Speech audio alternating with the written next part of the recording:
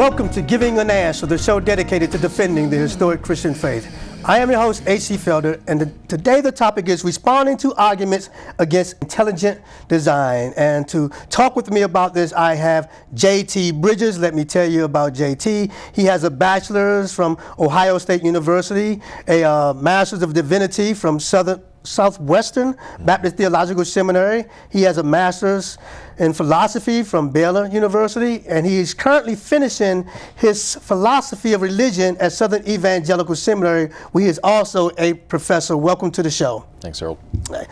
Glad to have you. Interesting topic. And just to let our audience know that you are serious on this topic, that you are a bona fide person who knows about it. You are finishing up your PhD, and what's the title of your dissertation? The title of my dissertation is an evaluation of the intelligent design neo-Darwinism controversy from based on an eclectic philosophy of science rooted in Thomistic realism. Okay.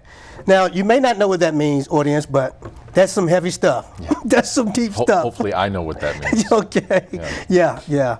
So, well, let's get started. Now, we're talking about responding to arguments against intelligent design, but let's set the groundwork. Exactly what is intelligent design? Well, intelligent design actually, it's a phrase that has taken on a very, very specific meaning in recent years, but design arguments range over different areas of science. Now, when I talk on the topic of science and Christianity, there are three main places that science and Christianity might conflict, and they're the different areas of origin. So the origin of the universe, or cosmology, the origin of life on our planet, and then our planet's specific life-sustaining potential, and that's the field of astrobiology. So cosmology, astrobiology, and then evolutionary biology or origin of life studies, things like that. So those are the three areas that science and Christianity potentially conflict, and it's the areas where we're finding that design arguments are coming on stronger and stronger in cosmology, astrobiology, and intelligent design science, as it's known as sort of a counterposition to the neo-Darwinian view of life. What's the conclusion of the intelligent design theory? In intelligent design, whether you're talking about cosmology or astrobiology or the nature of information in things like DNA, all of them take on a similar form in that they look at the fine-tuning of initial conditions in the universe. They look at the fine-tuning of the conditions necessary for complex life on planet Earth, or they look at the complex specified information in something like DNA, and they make probabilistic arguments such that neither chance nor necessity are good explanations, right? So Bill Dembski, William A. Dembski, whose 1998 book, The Design Inference, he's a mathematician who does work in probability theory and mathematical information. And the subtitle of the book is Eliminating Chance Through Small Probabilities. And so what he develops is a rigorous formally mathematical argument to say that whenever chance is offered as an explanation, that all of these coincidences or convergences of highly improbable things, that chance is an answer, well, there's a field of study that studies chance. It's probability theory, right? Instead of just our intuitions, it gives a formal representation of what those chances are. And what we find in all these different areas is that some vague intuitional reference to chance is simply not sufficient, because the probabilities themselves are so small, they're so vanishingly small, that in many cases chance simply is not a sufficient explanation. So design becomes more probable so that there's an immaterial mind orchestrating the construction of the universe, orchestrating the design of our planet, orchestrating the nature of life, become much more tenable as philosophical or even scientific conclusions. Okay, so we're going to now jump into the arguments against intelligent design, and one of them is very similar to what you were just talking about, and that is the fact that the anthropic principle. And for those who don't know, the anthropic principle is that it looks like the universe was finely tuned for life here on Earth. That if certain variables would change just slightly, there would be no life. Right. And the odds against that happening by chance are astronomical. Right. Now, what some of the proponents or some of those who are against intelligent design would say, well, the anthropic principle is basically false. The universe is not fine-tuned. And to quote a scientist, the universe is not fine-tuned for humanity. Humanity is fine-tuned to the universe. Yeah. What's your response to that? That seems like a strange comment coming from somebody who's scientifically knowledgeable.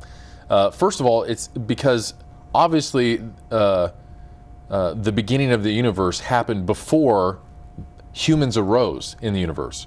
Whether you take a young Earth or an old Earth creationist model, or whether you adhere to the Big Bang cosmology or not, the universe exists before humans exist. So whatever happens in the fine-tuning of the universe, that happens prior to the existence of humanity. So humanity can't be fine-tuned to the universe because the universe is prior.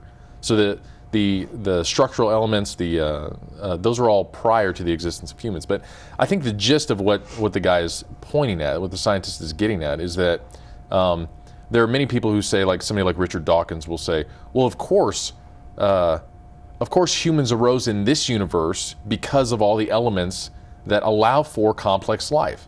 Right. Because if those elements weren't in place, then we wouldn't be here to observe them. Right. So of course, complex, conscious human beings arose in a universe that looks as if it was intended for them. But that's simply not the case. So that's the way the atheists will typically argue. But what we would like to point out is that there are certain things, like, for example, the entropy of the early universe. This is an initial condition. This is something that happens within the singularity itself, or it's a feature of the initial singularity from which the universe explodes into existence 14 billion years ago or whatever. And entropy is a measure of the disorder of a system. So as systems become systems will tend toward more and more disorder, right, naturally. So if I take an ice cube, it's very highly ordered something. If I put it on the table, it will take in heat from the surrounding air and it will begin to melt. Well, the puddle of water on the table is much more disordered than the ice cube itself, right? So natural systems left to themselves will tend toward more and more disorder, right? Now, what we find as an initial condition for the universe, for the Big Bang singularity, is that the level of entropy is extremely ordered. So the entropy is extremely low, and so, but it's not just, it's extremely low. That is, it's 10.0 to the 10th to the 123rd, which is what Bruce Gordon, who's a Christian philosopher of physics, it's a hyper exponential. So it's 10 to the 10th to the 123rd orders of magnitude of organization. And Robert Spitzer, who's a PhD in physics and a Catholic priest, he explains that whether you take that this is the only known universe, or whether you take an oscillating model of the universe, he says that because entropy will always increase, right? He says that if you posit more universes that gave rise to our universe, the problem becomes compounded. Because if entropy increases, and it's extremely highly ordered to begin with, it had to be even more ordered in past theoretical states. Right. So, so he says that you can't get around something like the initial condition of the fine-tuning of the initial condition of entropy. And you already touched on it, but another explanation that scientists use, atheists use, against the design of the universe is the fact that the multiple universe theory, which you mentioned. Yeah. So the theory is that there are maybe millions of billions of universes with all these different constants that are tweet this way and that way. We just happen to live in the one universe that is tweaked for our existence. Yeah, right. Yeah, and so there's a phrase called probabilistic resources. So the odds that our one known universe would have come into existence in the precise way that it did in the one time that we know of that universe is extremely unlikely. So how do we raise the probabilistic resources to pay back all of this probability that's against this chance hypothesis? Well, we posit an infinite number of universes, because after all, in an infinite number of universes, anything is possible, even highly, highly unlikely things, right? The problem is that if there are other universes, they are empirically undetectable. And so there's a quote from a Nobel laureate, Arno Penzias, who was a co-discoverer of the cosmic background radiation. And he says this: people are uncomfortable with the purposefully created world. To contradict purpose, people tend to speculate about things they haven't seen yet. Yeah. And so also Guillermo Gonzalez, who's an astrophysicist who taught at Iowa State University, he says, well, the multiverse is really a metaphysical construct that has philosophical implications on the initial conditions and the fine-tuning of the universe. But it's not a scientific idea, because science is based on what? It's things that are empirically detectable, obey natural laws that we're aware of. Right. The multiverse isn't anything like that. Right. It's simply David Berlinski, who's an agnostic, quotes Christopher Isham as saying, look, Christopher Isham, who's an astrophysicist, looks at the way in which some of his atheist colleagues go to extreme lengths to support highly untenable scientific hypotheses simply because it gets around this sort of anthropic, theistic view of the universe. Right. And it's really interesting because when I read scientists and they talk about how irrational Christianity is, because they are their view is based on facts, empirical things that you can weigh, that you could touch, that you could feel. Yet this whole multiverse theory, there's absolutely no evidence for it. Like you said, there's no empirical evidence for it. You can't see it, you can't touch it. There's no way to know it. It's just a theory in order to get around the whole idea of a creator. Yep. It's philosophy, it's not science. That's right, it's metaphysics. That's right. Exactly what it is. Okay, so the next objection that we have is that, okay, this is just another God of the gap fallacy. And this is the God of the gap fallacy is the charge that every time we can't answer something or every time we can't figure something out, we call God to the rescue. And way back when the cavemen were walking around, they heard thunder. They said, "Oh, God did it." But now we know God didn't do it. And so as time has gone on, science has eliminated God from most of these things, and now we've gotten to the creation of the universe, and science will get there, but in the meantime we are positing God just like the caveman posited God for the thunder. Yeah. Well, I mean, there is a danger when we use empirical evidence to form probabilistic arguments as evidence for the existence of God. There's a danger there that when we tie these arguments to modern science, that we may be just simply positing God as a stopgap for an otherwise unknown natural explanation, which is what you just said, the God of the gaps reasoning. Curiously, this doesn't work in at least two areas of intelligent design: cosmology and intelligent design science. And that is because when we're talking about cosmology, we're talking about everything that is. There isn't a gap left. We're talking about the nature of the entire natural world coming into existence. So there isn't a gap between the phenomena and the explanation. We're trying to explain the entire coming to being of the known universe from an initial singularity. And Dr. William Lane Craig is fairly famous for his work in the Kalam cosmological argument. He says it has two premises and conclusion. Everything that begins to exist needs a cause. The universe began to exist, therefore the universe needs a cause. Now we're talking about the entirety of the natural realm. And so that cause that began the universe can itself be a natural cause. Because then we have to have something that begins it, and it's an infinite regress. And so the cause of the initial singularity has to be, by definition, immaterial, because matter in space-time. That's what we're trying to explain. It has to be outside of space-time, so it has to be eternal, right?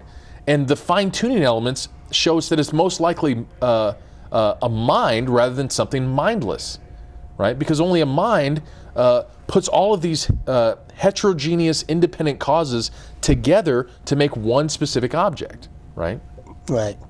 So. Yeah, that's a very good point. And also, I like to say that the God of the gaps fallacy doesn't apply because we are actually looking at the effects and we are rationalizing a cause. Right. We are not just throwing out God. We are saying whenever we see X, Y, and Z, there is an intelligent design behind it. So we are not trying to explain something, just use God as a filling or gap filled method. We're saying no, intelligent is required because that is a scientific explanation when we see causes that. Yeah, we're not trying to explain something we don't know. Right. We're trying to explain something we do know. Right.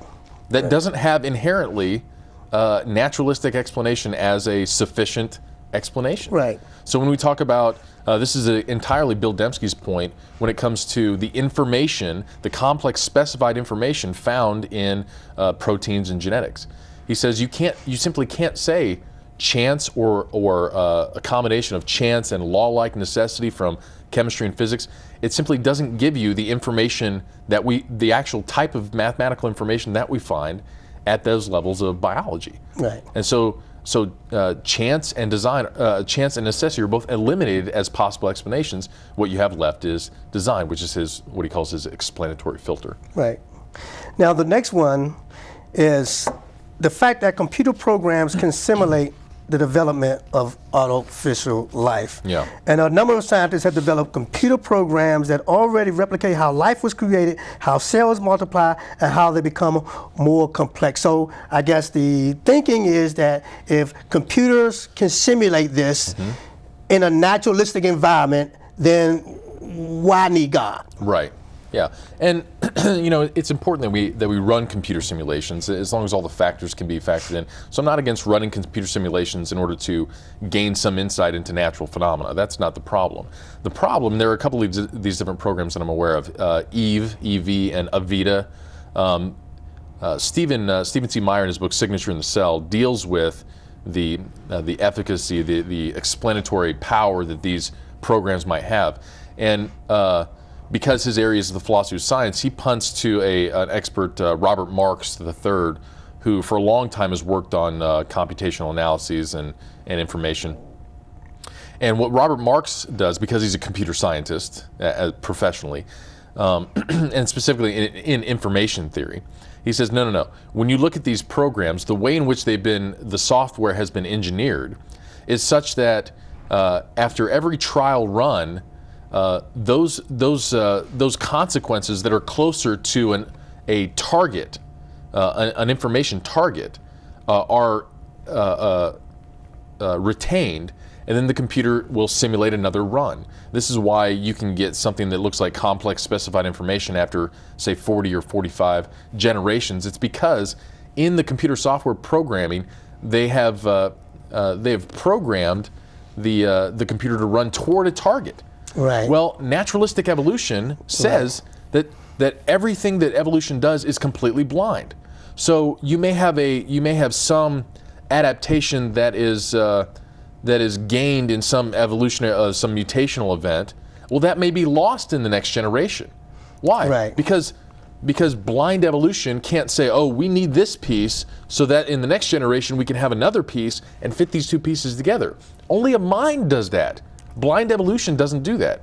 And so you can't have computer simulations that have an underlying target that the computer is reaching for as a simulation of what evolutionary biologists are theorizing, because they're apples and oranges. And I've also read that that those computer simulations do not really mimic life or the conditions under which life actually came about, because there, like you said, that some things die, you know, and that's not, I think, consideration. It just assumes that everything is living and preserved and is going forward, when that's not how it actually happens. So then here's the big one. Intelligent design is religiously motivated. It can be science, because it's religiously motivated. It's talking about God. When you talk about God, you talk about supernatural. And when you talk about supernatural, you can't be talking about science. Yeah. Well, then the multiverse isn't science either, because that's motivated by atheistic metaphysics. This objection is an interesting one because it's completely irrelevant. If a scientist is a Muslim, say he's a theist because he's devoted to Islam, or he's Jewish, or he's Christian, or some other religion, and that religion motivates him to come up with and support empirically some particular theory. Science doesn't care where the theories come from. Science cares, and scientists care whether they are empirically supported and rationally defended, right? And so, for example, in the history of chemistry, I don't remember the guy's name, but he had a sort of a dream vision of the benzene ring. Yeah, I've heard about that. The structure of the benzene ring. Right. And then he did all of his experiments, and he realized that, yeah, the benzene ring has this octagonal shape. Well, because that theory ultimately arose out of some sort of mystical dream experience, doesn't make it less science. Right. Because the theory itself is empirically verifiable.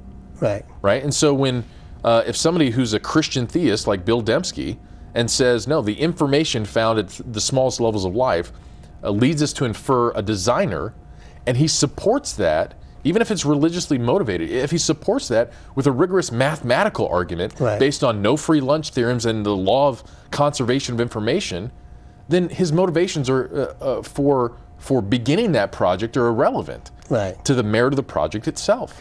Right. That is a fallacy. Yeah. I mean, because that's like me saying the genetic fallacy. Yeah, exactly. It looks at the source and it discounts it because of the source. Right. I mean, if I'm a Christian and I say 1 + 1 is 2, does that mean that it's not 2 because I'm a Christian? Right. I mean, truth is truth, regardless of the source. Right. If Friedrich Nietzsche says something about atheistic existentialism in a syphilis-induced maniacal rage, it might be correct. Right. Even though it's done from an insane person. Right. Right. The source doesn't matter. Only reality matters. Right. Yeah. And here's another argument against intelligent design. The design is flawed and could not be the result of an omniscient God. For instance, we have too many teeth to fit in our mouth, so that's why sometimes we have to have wisdom teeth removed. The birth canal of a woman is too small for easy passage of a baby's head. And while the arms and legs used for different purposes and made from the same material, the design of the eye is flawed because of an inverted retina. And the panda's thumb just doesn't seem to serve him well when it comes to bamboo. Yeah, I think there are two mistakes in the objection itself. One of the mistakes is that it's called the argument from dysteleology, or the lack of good design. And first of all, intelligent design science doesn't stake its claims at the level of anatomical features like wisdom teeth or the birth canal or panda's thumbs. It stakes its claims at the level of molecular biology and the information the information-rich biomacromolecules that we find. And the probability theories that Bill Dembski has come up with. So that's the first mistake, is that the design that we're talking about are not things like wisdom teeth or the birth canal. The design that we're looking at in the theory of intelligent design is something on a much, much smaller scale. Okay. The second thing is that the designer couldn't be an omniscient God. Well, intelligent design science, as a science, posits intelligence as a generic feature. So it could be human intelligence, it could be some superhuman alien intelligence, it could be an angel, it could be God, right? Okay. It just treats intelligence as a generic source as opposed to chance or necessity.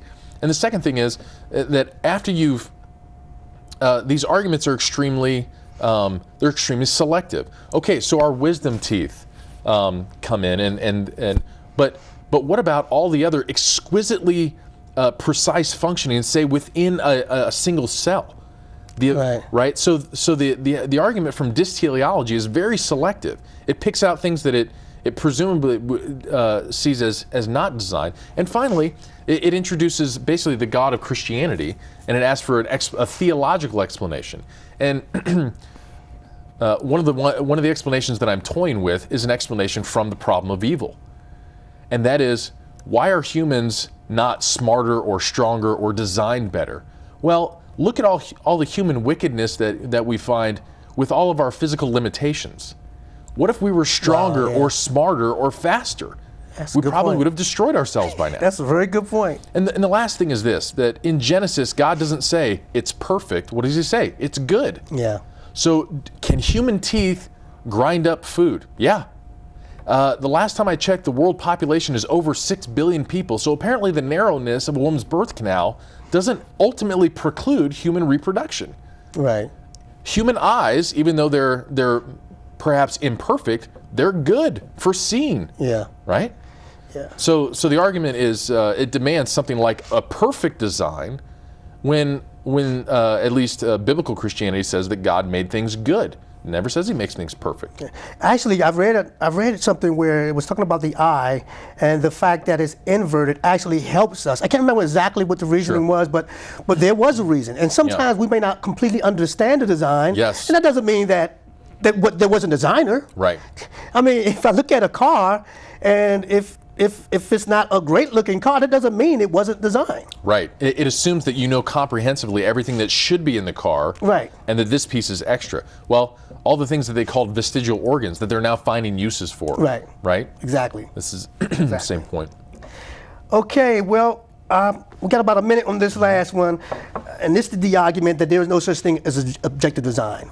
We just look at something and our mind basically forces design on something. It's not there objectively. Yeah. Well, this is the power of the intelligent design argument, and that is that it takes out intuitions of design. Like, well, you look at that cup, the cup seems to be designed for a purpose. It takes all those out. Those are based on informal intuitions.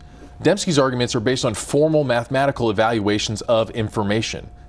Right. Based on probability theory. Right. So it takes all of these intuitions, qualitative arguments, and it makes precise quantitative claims based on mathematical information. So the fact that design is not detectable, it simply misrepresents what ID science is. Okay, well, J.T. Bridges, Professor Bridges, we have come to the end of the show. It just flew by. Yeah. And that will end this episode. To join us again next time. And until then, goodbye and God bless.